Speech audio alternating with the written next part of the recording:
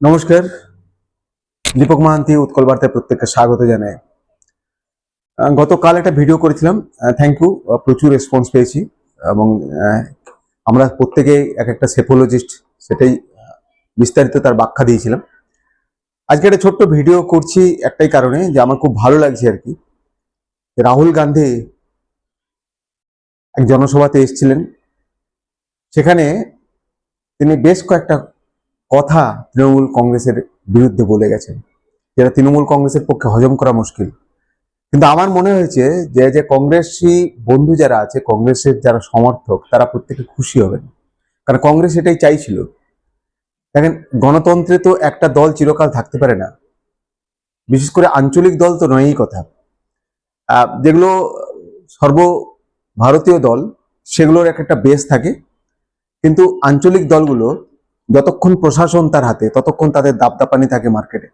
যেই প্রশাসন হাত থেকে চলে যায়, তারপর কিন্তু তাদের এই কর্মী সংখ্যা দেখছেন, এত চারদিকে কর্মী সংখ্যা, এত সবাই উদ্বুদ্ধ হয়ে, অনুপ্রাণিত হয়ে স্লোগান করছে, এগুলো সব কিন্তু ধীরে ধীরে কমে যাবে। কারণ এরা প্রত্যেকেই আছে কিন্তু কোনো না কোনো মধুভাণ্ডের জন্যে, কোনো না কোনো স্বার্থের তাগিদে, কোনো না কোনো স্বার্থের জন্য এরা সবাই অ্যাটাচ হয়ে থাকে। এটাই নিয়ম, এটা কোনো আমাদের এখানে পশ্চিমবাংলা বলে না, এটা সর্ব ভারতবর্ষের এটাই নিয়ম। পশ্চিমবাংলার বাঙালিরাও একটু বেশি এই প্রেমী, ভাতা প্রেমী বলে হয়তো, বা এই সহজেই কিছু পেয়ে যাব, এই জিনিসটা আছে বলে বাঙালিরা আরো বেশি উদ্বুদ্ধতাতে হয়।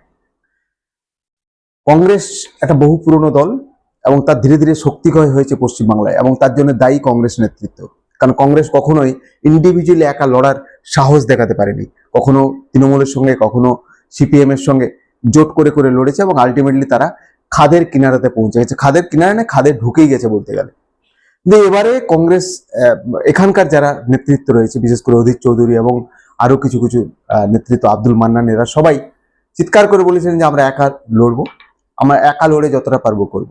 এবং এটা কিন্তু একটা অত্যন্ত ভালো সিদ্ধান্ত আজকের দিনে প্রমাণ হবে। কারণ এবারে ভোটে কিছু হোক না হোক, বিধানসভায় সিপিএম একটা আসনও জিততে পারবে কিনা সন্দেহ রয়েছে, কিন্তু কংগ্রেস 2-3টে থেকে 4টে সিট নিয়ে বিধানসভায় ঢুকছে, এটা কিন্তু নিশ্চিত। মালদা, মুর্শিদাবাদের 2-3টে সিট কংগ্রেস জিতছে, জিততে চলেছে, এটাই কিন্তু স্পেকুলেশন সবার। চৌঠা মেয়ের পরে বোঝা যাবে, কিন্তু এটা প্রত্যেকের স্পেকুলেশন।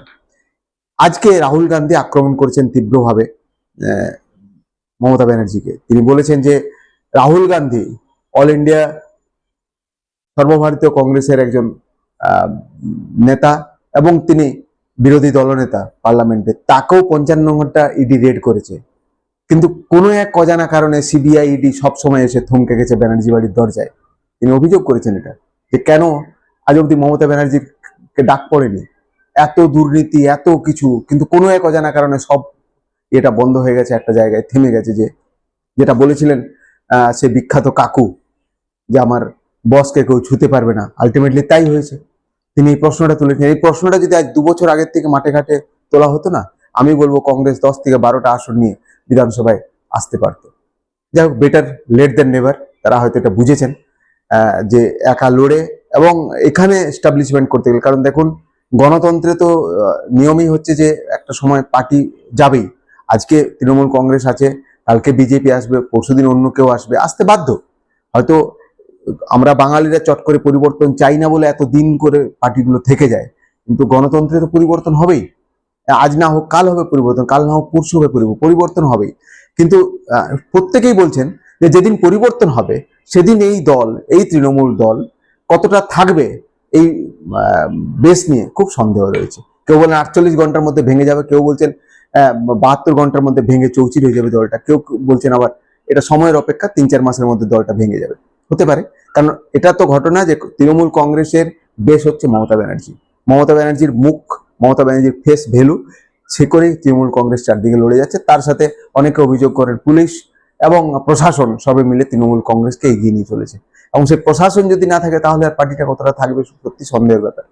তো সেক্ষেত্রে বিরোধী দল হিসাবে যদি কেউ উঠে আসে, সেটা হচ্ছে কংগ্রেস। কারণ সিপিএম কে এখনো অব্দি মানুষ ভরসা করতে পারবে না, এখনো অব্দি ভরসা করেও না। কয়েকটা সিঙ্গেল মুখ, মানে উদীয়মান মুখ একটু কম বয়সী মুখ দিয়ে সিপিএম লড়ার চেষ্টা করছে, কিন্তু এখনো অবধি পুরনোরা দাপিয়ে বেড়াচ্ছে সিপিএম এ। এখনো অবধি তারাই নিয়ন্ত্রক, এবং এখনো অবধি সিপিএম এর সেই দগদগে ঘাটা শুকিয়ে যায়নি বাঙালিদের মনে, বিশেষ করে আমাদের প্রজন্ম যারা দেখেছে। আমাদের প্রজন্মটা শেষ হয়ে গেলে তারপরে হয়তো একটা আলাদা কথা হতে পারে। ফলে সিপিএম এর এই মুহূর্তে আমি বিরাট কিছু উজ্জ্বল ভবিষ্যৎ দেখতে পাই না, কিন্তু কংগ্রেস এটা উঠে আসবে যদি কংগ্রেস নিজেরা ভালো ডিসিশন নিয়ে এবং বিরোধিতাটাকে স্পষ্ট করতে পারে।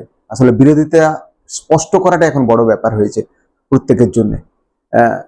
তো সেটাই আমার আজকের ভিডিওতে সেটুকুই বলার, যে এটা দেখে ভালো লাগছে যে কারণ একটা গণতন্ত্রে কয়েকটা পার্টি থাকবে, বিরোধিতা স্ট্রং হবে, তবেই সেটা গণতন্ত্র, এবং তবেই উন্নতি হবে, তবেই আপনি আপনার কথা রাখার সুযোগ পাবেন, এবং সেটাই হচ্ছে গণতন্ত্র। ওই মাঠে ঘাটে ভাষণে তো আর শুধুমাত্র গণতন্ত্র নয়, গণতন্ত্র মানে এটাই।